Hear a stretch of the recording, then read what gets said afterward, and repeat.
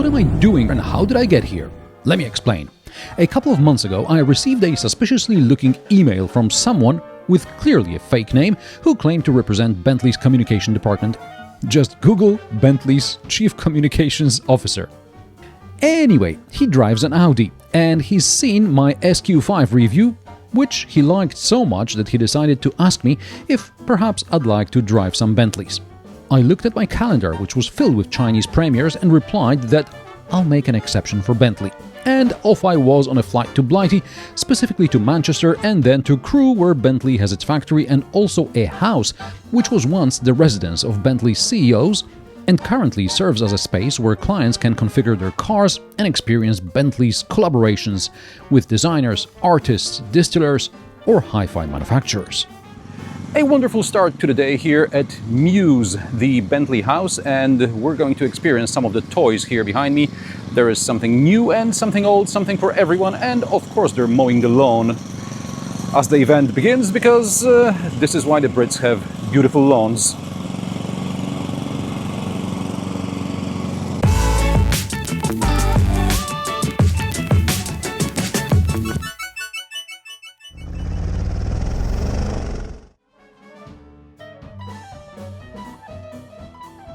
Every now and then, so-called Bentley Toybox events are organized. This time, it was all about 3 sedans which played key roles in Bentley's history. The 60-year-old T-Series, the 40-year-old Turbo R, and the 20-year-old Flying Spur. The latter being the first Bentley sedan to achieve top speed of over 200 miles per hour, which is about 322 kilometers per hour. Spoiler, I didn't drive as fast, but there is going to be some track work later on in the episode. Let's start with the T-Series, which was Bentley's first model with a monocoque chassis. This car we cannot take out because it's still being registered. However, it's been thoroughly restored. It was found in California, I believe, 3 or 4 years ago. It was fully restored here in the UK. It's absolutely lovely. It smells of leather and wood and everything, and yeah, it's just a beautiful place to be, and the seats are soft, and the suspension, if I move about like this, the whole car wobbles a bit. It's absolutely wonderful. Unveiled at the 1965 Paris Motor Show, the T-Series had smaller exterior dimensions to its predecessor, but offered more interior space. It was powered by a 6.2-liter V8 producing 202 horsepower. The car could accelerate from 0 to 100 km per hour in just over 10 seconds and had a top speed of 112 miles per hour, or approximately 180 km per hour. Interesting fact, at the time Bentley belonged to Rolls-Royce, and the T-Series was essentially a rebadged Shadow. So much so that even the seatbelt buckle bears the Rolls logo, as no one could be bothered to produce a separate buckle.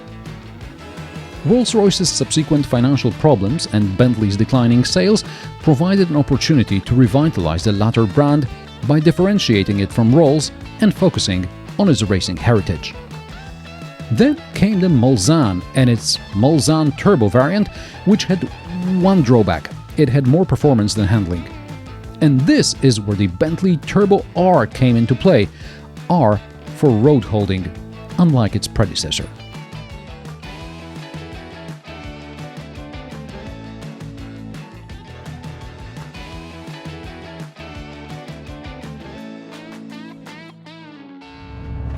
Here I am behind the wheel of the Bentley Turbo R, and I'm just leaving the built-up area, and I could give it a little squirt. Oh! It doesn't need to, but it can.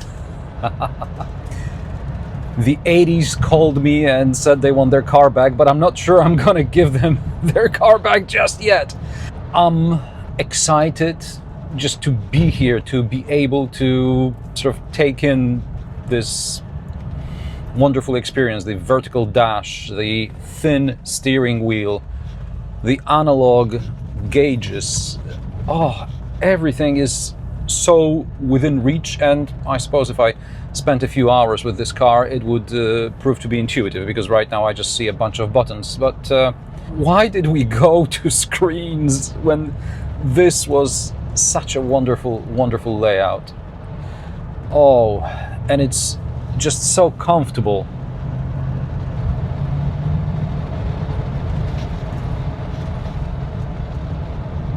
Oh, it's unbelievable how this thing just goes at the touch of the pedal. Oh, I may have just run over a pothole, but to be honest, I can't tell. Oh, a roundabout. Okay, and back we are from the roundabout. I see people are looking.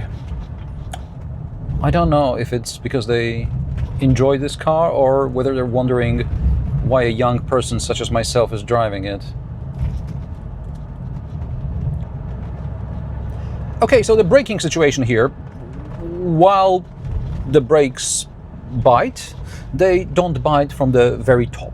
So, you know, you just have to be mindful of this. And oh my God, I would like to overtake, but not in a car that's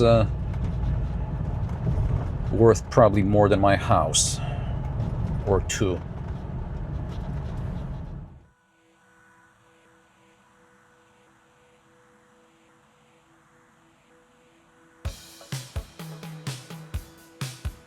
The 1985 Turbo R was powered by a 6 3/4 liter V8 with a Garrett turbo and produced almost 300 horsepower. It could accelerate from 0 to 100 km per hour in 7 seconds and had a top speed of 135 miles per hour or nearly 220 km per hour.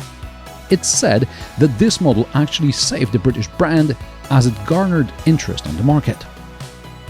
A dozen or so years later, Bentley was acquired by Volkswagen Group.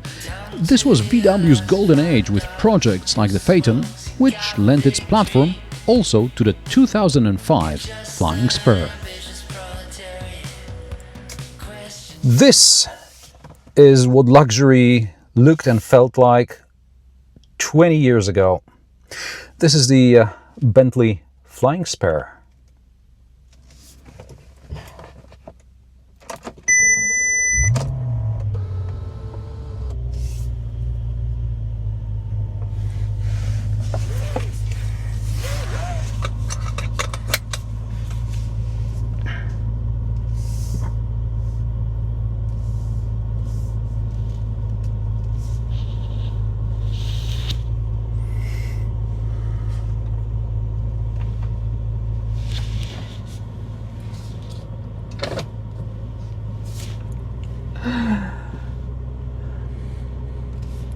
Also, I like that I'm following a 40 years old Turbo R.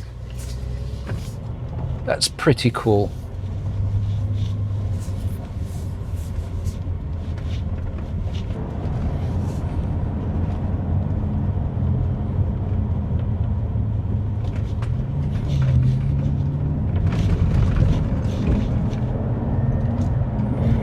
And we give the Bentley Flying Spur a little squirt here. Oh. And it warns me to slow down instantly because it gets going pretty quickly. I used to have a Lincoln Mark 7 LSC, leisure sports coupe or something of that sort. Anyway, that was a early 90s car. This is a early mid 2000s car, and I feel a lot of similarities in the way the car smells, the way the car feels to drive. It's the luxury of the turn of the century, and I really enjoyed it. I'm not sure I am all for what luxury stands for nowadays, but this is just lovely. And you know, you don't need to drive it fast. It's a car you can, should you need to, drive it fast, but you don't need to. Interestingly enough, I'm not sure how much this car has been restored versus the Turbo R that I experienced just a while back. It doesn't feel quite as comfortable. I am not familiar with all the systems here, and perhaps there is some sort of a suspension setting that I am not fully aware of that makes this car a bit more comfortable, but it's an observation. Also, I'm not happy with the placement of the shift paddles, which are in the place where I would expect the indicators to be. But that's how they designed it back in the day.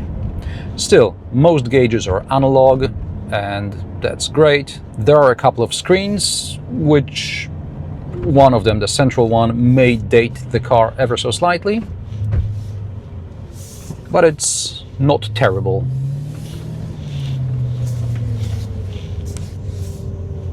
Great turning circle, by the way.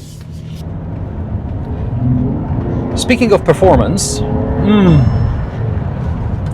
the brake performance here is a bit better, a bit more immediate than in the Turbo R. You can feel 20 years has passed, and the car reacts much quicker to driver inputs, especially in the brake department, rather than everybody wondering what the driver had in mind and should we be braking already or maybe wait a bit more.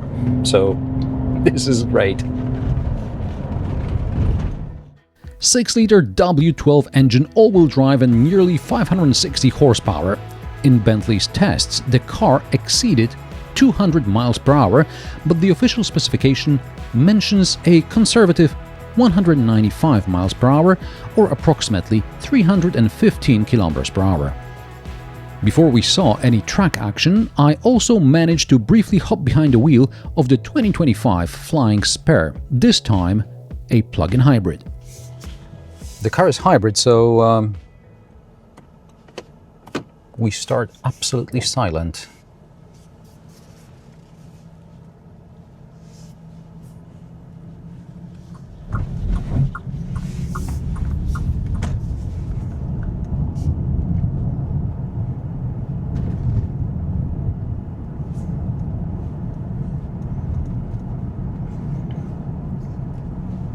Now, I see a lot of similarities to the 20-year-old car I've driven just a while ago. Now, of course, this one doesn't squeak or rattle, and the suspension is much nicer, obviously. We'll see how it goes in a minute when I leave the urban area, because right now I'm all in electric mode. This is a plug-in hybrid, so we can't hear much. And we are just about to exit the built-up area. There is, of course, a car right on my tail, but not for long.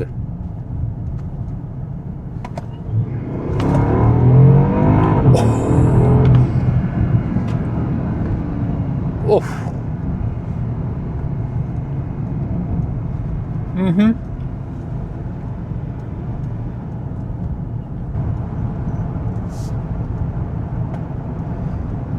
Okay, so this is obviously much more modern.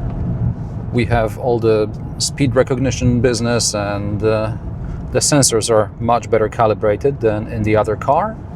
The steering wheel somehow seems smaller than in the previous models.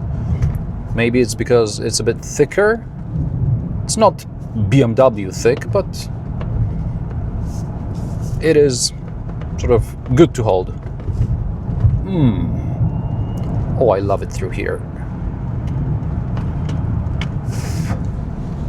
Shouldn't be doing this. Not me. I mean, me as well, but also the car shouldn't be able to do this.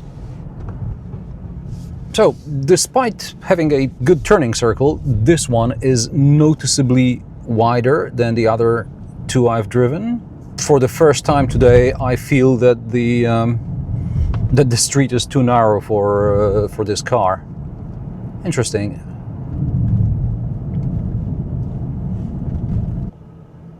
Now that I'm stuck behind a tractor, I can tell you a few things about the interior, and it's a wonderful color combo. I like that there is green on the leather and even on the wood veneer here. There is also some brown wood, and that also looks absolutely lovely. And of course there is a screen. It's a sort of turn around, flip over screen, like in a Rolls-Royce, so you can hide it away. But it's there if you need your sat-nav settings, etc. But the most important stuff is done with physical controls, and I like it, I appreciate it, and I guess this is modern luxury, going back to physical buttons, eh? This example was specified as a tribute to the Turbo R I drove first. The plug-in hybrid powertrain has a total output of 782 horsepower, combining a V8 with an electric motor. Under optimal conditions, the car can cover over 70 kilometers on electric power alone and has a 0 to 100 kilometers per hour time of 3.5 seconds. Of course, I wasn't able to verify such performance on public roads, so Bentley took us to Alton Park Circuit, where firstly, we were to drive the high and ultra-high performance hybrids, and secondly, we'll get to that. Yes, 3.2 seconds to 100 km per hour in a 2.5-ton coupe is impressive, as is its incredible handling.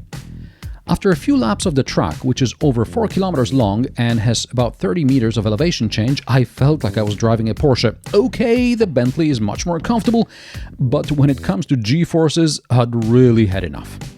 Especially as I really wanted to drive, or at least be driven, in the new old Speed 6. The Speed 6 continuation, Bentley emphasizes, is more than a replica. It follows the same design and production methods as the original car. This is the second project of its kind. Bentley previously resurrected the Blower. All 12 Speed 6 continuation models found owners before the car was unveiled at the Goodwood Festival of Speed, but the opportunity to be driven in this vehicle was very, very special indeed. In 1929 and 1930, the Bentley Speed 6 won the Le Mans race. Over 600 parts were needed to replicate the 6-cylinder, 6.5-liter engine. During testing, these reconstructed engines produced 205 horsepower, within 5 horsepower to what the original Speed 6 racing engines made in 1930, according to documentation. At Alton Park, the 6-speed continuation reached over 70 miles per hour, slightly below what it achieved at Le Mans 95 years ago, but still quite fast considering the high center of gravity and lack of any safety features. Honestly, in the event of a crash, those helmets we had to wear would only have prolonged our agony. But seriously, it was a wonderful experience, and perhaps it's a good thing the good people at Bentley didn't let us drive this unique vehicle. This is also because some of the guests present probably not only don't know how to drive a stick, but also have no idea what double clutching is.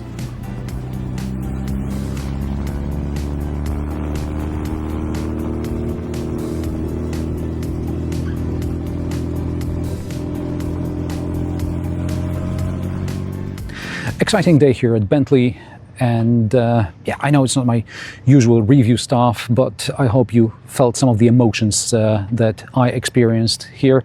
And yeah, regular review coming up next week. And now let's look some more at the 6-speed continuation, because that thing is crazy, crazy.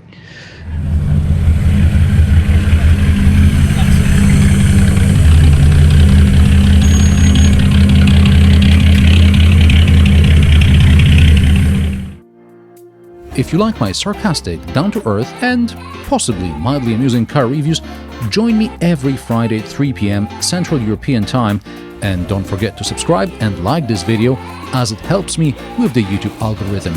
Thanks for watching, and I will see you in the next one.